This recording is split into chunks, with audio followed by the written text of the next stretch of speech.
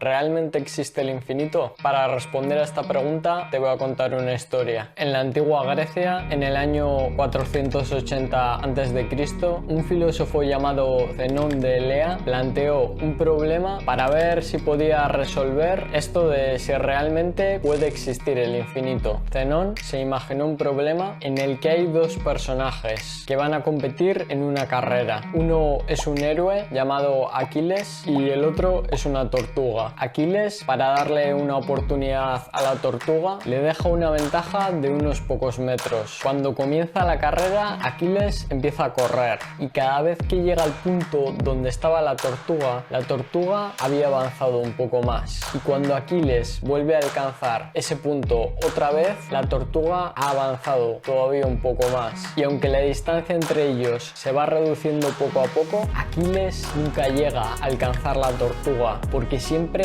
hay una nueva distancia que superar, por pequeña que sea. Entonces, esto nos diría que en principio puede existir el infinito, ¿no? Después de esto, Zenón le pidió a un joven griego que se pusiese a correr contra una tortuga, y como era de esperar, el joven griego ganó a la tortuga, demostrando que el infinito en principio no podría existir en la vida real. Pero este experimento de Zenón tiene un problema muy gordo, que es que en la vida real sí que podemos ver ciertas cosas que sí que parece que son infinitas, como por ejemplo este brócoli que tienes aquí. Para ver por qué estas cosas son infinitas, te voy a contar otra historia. En 1930, en Polonia, había un chico judío llamado Benoit Mandelbrot. En aquella época, los nazis estaban empezando a ganar poder y se veía que iba a venir otra guerra. La familia de Benoit era muy pobre y no podía permitirse que su hijo fuese a la escuela, y a Benoit le tuvieron que enseñar en casa matemáticas los dos tíos que tenía. En 1936, cuando ya había muchísima tensión en el país y estaba a punto de estallar la guerra, la familia de Benoit se muda a Francia, y en Francia tampoco pudo asistir a la escuela. Como no tenía profesores, Benoit empezó a fijarse en ciertas cosas que había a su alrededor, como por ejemplo las montañas, incluso las plantas o el brócoli, y vio que sucedía algo muy interesante en todas estas cosas de la naturaleza, pero como no tenía microscopios para observarlo de manera más adecuada, ahí se quedó la cosa. Unos años más tarde, con algo de dinero que pudieron ahorrar sus padres, Benoit consigue entrar en la Universidad de Lyon, y como la universidad tenía microscopios, comienza a estudiar todas estas cosas y se da cuenta de que hay una cosa muy interesante que sucede con ciertas plantas. Estas plantas tenían una forma que, conforme vas haciendo aumentos en el microscopio, la forma se va repitiendo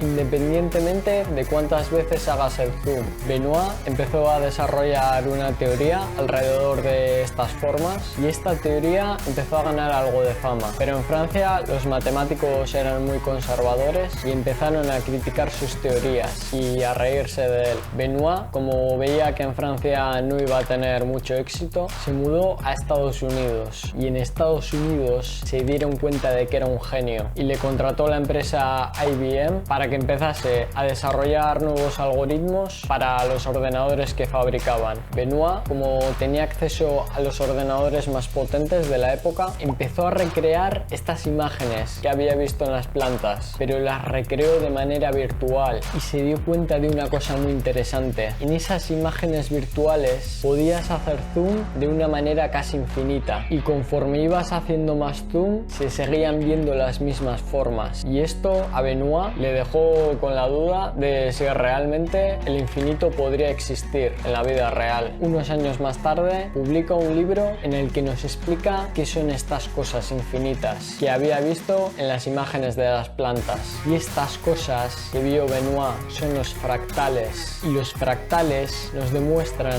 que existen cosas en la vida real que matemáticamente sí que pueden ser infinitas. Pero esta teoría sigue teniendo otro problema, que es que si haces suficiente zoom en una planta que tenga un patrón fractal, como por ejemplo un brócoli, te vas a acabar encontrando con los átomos, y los átomos no son fractales, lo que quiere decir que existe un límite físico para este infinito. Entonces, ¿realmente existe el infinito en la vida real? Para resolver este problema te voy a contar otra historia. En Rusia, en 1845, nace un pequeño matemático llamado llamado George Cantor, que era hijo de un comerciante judío. En 1856 a su padre le salió una enfermedad pulmonar y se tuvieron que mudar a Alemania para que pudieran tratarle. Desgraciadamente los médicos no pudieron hacer mucho y el padre acabó muriendo unos años después, cuando George tenía tan solo 21 años. A pesar de esto, George empezó a destacar en sus estudios y en poco tiempo los profesores se dieron cuenta de que era un genio, y unos años después le contrataron en una universidad para que diese clases como profesor de matemáticas. Pero durante las clases empezó a tener episodios de depresión y le diagnosticaron una enfermedad mental y le tuvieron que internar en varias clínicas. Después de rehabilitarse, George volvió a dar clases de matemáticas y empezó a desarrollar una teoría que decía que podían existir varias clases de infinitos. Cuando le comentó esta teoría a sus amigos, los amigos empezaron a reírse de él y le dijeron que estaba loco y que tenía que volver a la clínica para que lo tratasen. Pero George sabía que tenía razón y que estaba a punto de descubrir algo muy importante. George cogió una hoja de papel y en una mitad de la hoja empezó a escribir los números naturales y en la otra mitad